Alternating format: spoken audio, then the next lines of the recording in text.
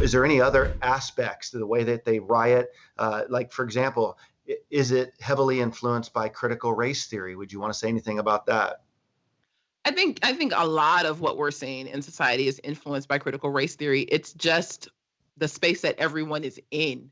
Looking at systems who are within a system, who's being oppressed or who's being unjustly treated versus who are the ones in a system that have, quote unquote privilege or advancement, who are not suffering oppression.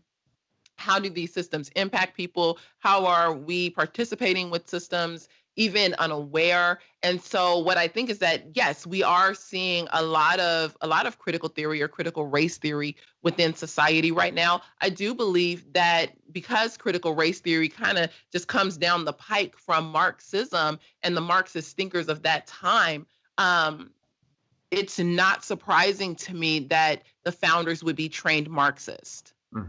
So yes, I do think that what we are seeing is kind of the outworking of critical race theory or critical theory at play.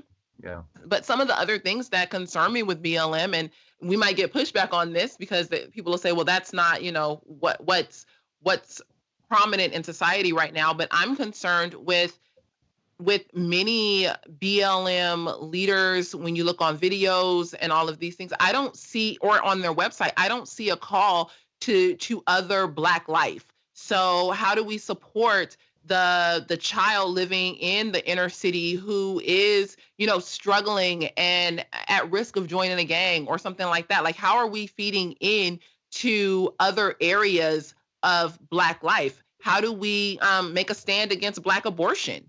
When Black abortion numbers are so high, what are we doing to really come around and support all of Black life? If Black life Yeah. matters, what are we doing on a holistic level? It's not just the Black people who may have been killed at the hands of white police officers.